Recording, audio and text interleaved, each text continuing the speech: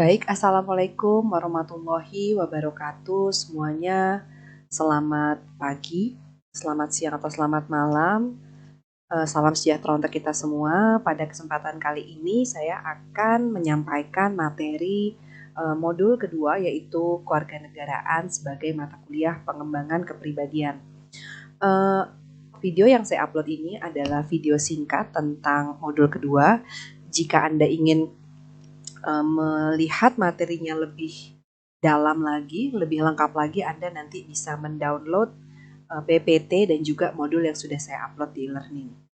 Ya, kita akan belajar latar belakang kenapa diperlukannya kewarganegaraan sebagai mata kuliah pengembangan kepribadian, terutama kepribadian mahasiswa di perguruan tinggi. Ya, oke, kita akan masuk ke slide yang pertama. Nah, di sini kita tahu bahwa pada saat ini kita sedang menghadapi suatu era, yaitu era globalisasi, ya, dan tidak ada negara dimanapun yang bisa menghindarkan diri dari era globalisasi ini. Nah, globalisasi itu memberikan pengaruh terhadap kehidupan berbangsa dan bernegara di semua negara. Kalau di Indonesia khususnya ini dengan adanya globalisasi kita juga tahu bahwa ada yang namanya pengaruh positif dan juga ada pengaruh negatif dari globalisasi itu sendiri. Nah, kalau misalnya pengaruh positif mungkin kita tahu bahwa paham demokrasi berkembang begitu cepat sehingga masuk ke Indonesia, ya. Kita sudah tahu bahwa dengan era reformasi kita sangat menjunjung tinggi yang namanya demokrasi, kemudian nilai-nilai human rights, ya. Di situ ada freedom of speech, ya, movement, association dan lain sebagainya. Kemudian ada juga tatanan dunia yang berubah, ya, di mana kita sekarang kekuatan ekonomi itu terbagi, ya. Kalau kita di ASEAN, kita ada masyarakat ekonomi ASEAN yang pada akhirnya ada kepentingan-kepentingan internasional yang kemudian menggerus rasa nasionalisme, ya, tetapi itu juga memang positif karena agar negara-negara ASEAN ini survive dalam menghadapi persaingan ekonomi dengan negara-negara barat misalnya. Nah, itu salah satu pengaruh yang positif. Tetapi ada juga yang pengaruh yang negatif daripada globalisasi. Yang pertama adalah terorisme, narkoba, dan juga budaya-budaya asing yang sekarang mudah sekali kita lihat di media sosial sehingga dijadikan sebagai gaya hidup dan lainnya, seperti budaya hedonisme, ya kan, konsumerisme, individualistik, dan lain sebagainya. Oke, kita akan masuk ke faktor eksternal. Kenapa pendidikan kewarganegaraan itu sangat penting diberikan? Yang pertama, faktor eksternal.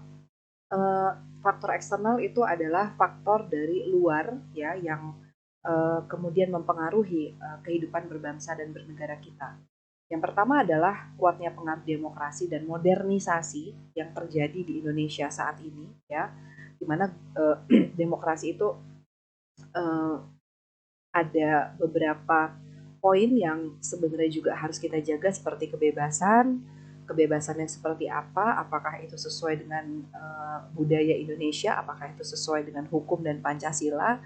Juga ada budaya-budaya modernisasi di mana mungkin dengan adanya media sosial banyak sekali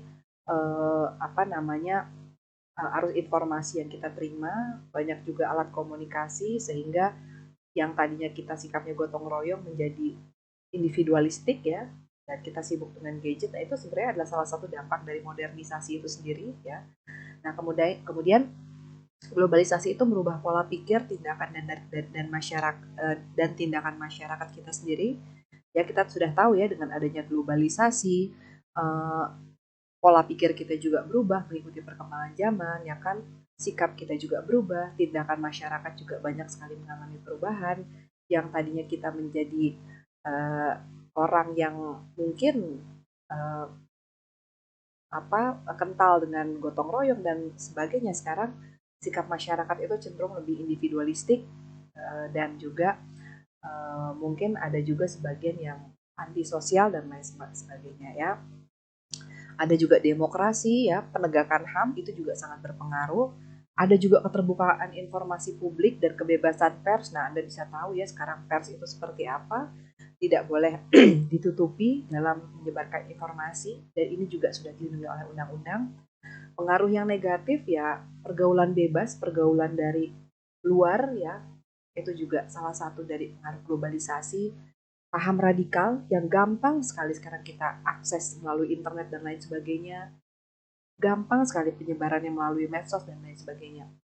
Bahkan globalisasi itu juga menimbulkan banyak sekali raksasa ekonomi dan lain sebagainya, seperti sekarang ada yang barat ya, kemudian ada juga kekuatan raksasa di Cina ya, dan ini persaingannya luar biasa sehingga menempatkan dominasi negara-negara maju atas negara yang berkembang. Kita kan sekarang sangat tergantung ekonomi itu kan dari entah itu dari Cina, dari Amerika dan lain sebagainya. Nah, tetapi karena kita negara-negara yang berkembang ini Asia ini ya kan, ASEAN ya, sehingga kemudian untuk mencegah terjadinya dominasi yang luar biasa sehingga kita membentuk MEA misalnya, Masyarakat Ekonomi ASEAN. Nah, apakah ada dampaknya juga? Ada dampaknya.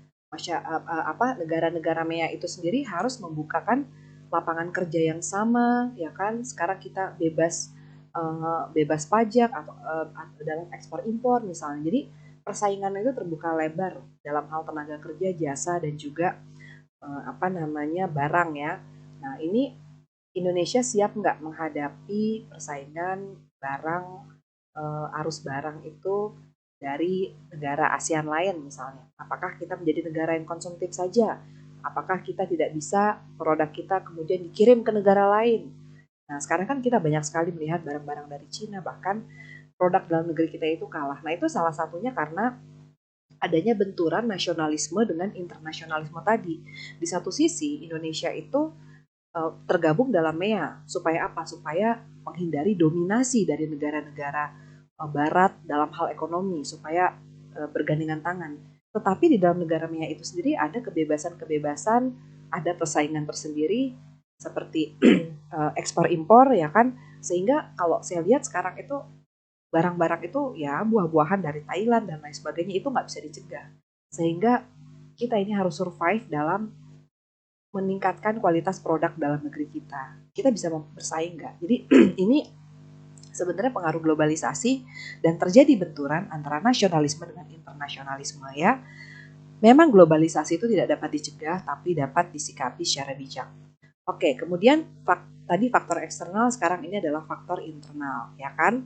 Nah, faktor internal itu sendiri, yang pertama adalah perubahan membawa tantangan yang berbeda.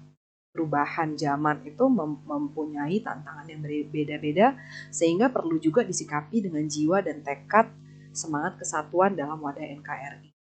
Kita boleh saja mengikuti budaya asing, kita boleh saja kagum, bukan mengikuti ya, kita boleh saja kagum dengan budaya asing. Tetapi kita juga harus punya prinsip, punya karakter ya, bahwa kita ini punya identitas nasional yaitu Indonesia, budaya Indonesia itu ada dan lain sebagainya ya.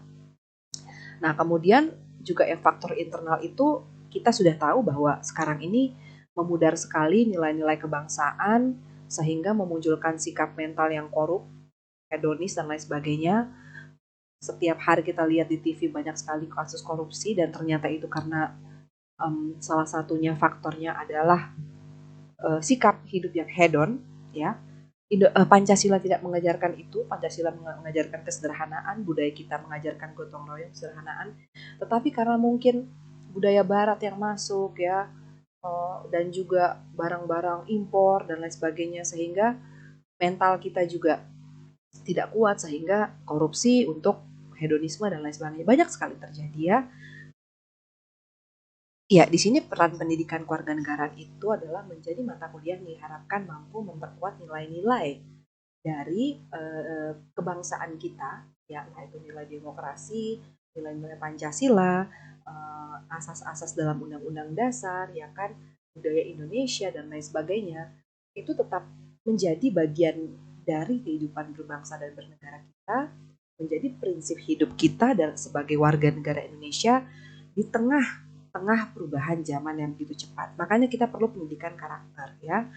Nah, kemudian pendidikan kewarganegaraan itu adalah pendidikan yang diorientasikan sebenarnya ya untuk membelajarkan seseorang menjadi seorang warga negara yang baik. Anda seorang mahasiswa, suatu saat Anda akan menjadi seorang yang profesional di bidang Anda masing-masing, tetapi Anda juga tidak boleh lupa menjadi seorang warga negara yang baik. Warga negara yang baik itu seperti apa? Yang beriman kepada Tuhan Yang Maha Esa, memiliki nasionalisme yang kuat, ya kan? Sadar mampu membina, meletakkan hak dan kewajibannya sebagai manusia. Jangan cuma nuntut hak-hak aja ke negara, tapi juga harus sadar akan kewajibannya, ya.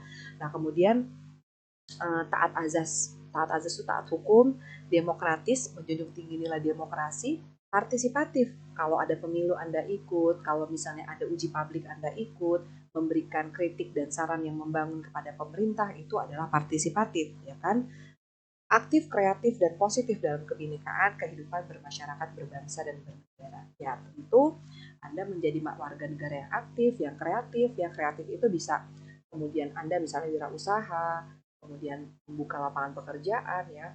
Tapi juga Anda harus positif menyikapi kebinekaan, keberagaman, yang perbedaan kita antara masyarakat di masyarakat Indonesia. Jadi tidak terpancing dengan isu-isu sara, tetapi kita juga harus memiliki kebinekaan apapun profesi kita, ya.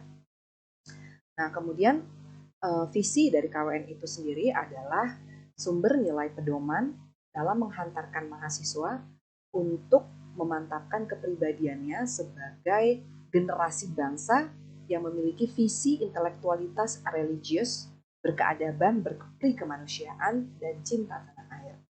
Ya, nah misinya ya adalah membantu mahasiswa untuk konsisten agar secara konsisten dan mampu mewujudkan nilai Pancasila, rasa kebangsaan, cinta tanah air, ya, rasa tanggung jawab dan moral. Nah, inilah yang kemudian menjadi visi dan misi pendidikan kewarganegaraan, ya. Nah, kemudian objeknya apa saja sih? Objek pembahasan dari pendidikan kewarganegaraan itu sendiri. Yang pertama adanya objek material, yaitu kita akan membahas hal-hal yang berkaitan dengan warga negara, ya, yang meliputi wawasan kebangsaan, sikap Anda, perilaku Anda dalam negara kesatuan Republik Indonesia. Itu adalah materi-materi yang kira-kira nanti diberikan agar Anda tahu bagaimana cara menjadi warga negara yang baik, ya. Nah, kemudian objek formalnya itu adalah kita membahas tentang hubungan. Apa sih kalau tadi kita dilatih menjadi warga negara yang baik, kalau objek formalnya itu adalah bagaimana sih sebenarnya kita mempelajari hubungan warga negara dengan negaranya itu sebenarnya seperti apa, ya. Makanya di sini kita belajar tentang hak dan kewajiban negara, kita belajar konstitusi, ya, rule of law yang harus kita taati, bagaimana upaya penegakan hukum, ya kan. Di sini kita juga belajar tentang bagaimana konsep hubungan agama dan negara dan lain sebagainya. Pokok bahasannya sudah pernah saya terangkan, ya, ada identitas nasional, demokrasi, rule of law, dan lain sebagainya, ya.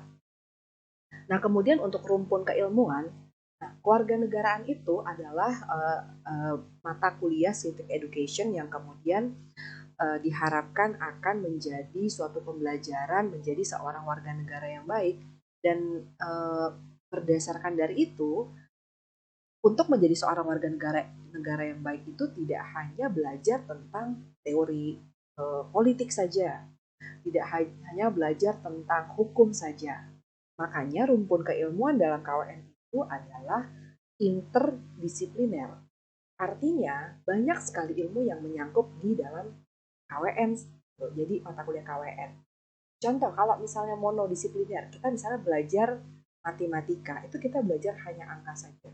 Tapi kalau kayak KWN, karena ini cakupannya luas, jadi kita di sini nanti akan juga belajar tentang ekonomi, kita akan belajar tentang politik, belajar administrasi negara, belajar sejarah, belajar budaya, filsafat, dan juga hukum, ya. Nah, ini nanti akan dirangkum menjadi satu, menjadi mata kuliah kewarganegaraan. Nah, itu sekilas ya tentang mata kuliah kewarganegaraan, peran pendidikan kewarganegaraan sebagai mata kuliah kepribadian. Diharapkan setelah Anda mempelajari ini semua, Anda bisa menjadi seorang mahasiswa yang mempunyai bidang profesional, tetapi juga Anda menjadi warga negara yang baik, yang taat azas, partisipatif, demokratis, ya kan? Kemudian menjunjung tinggi kebinekaan dan lain sebagainya. Oke, itu saja paparan materi dari saya untuk modul kedua. Materi selengkapnya Anda bisa baca dan juga download di e-learning. Terima kasih, selamat pagi, assalamualaikum warahmatullahi wabarakatuh.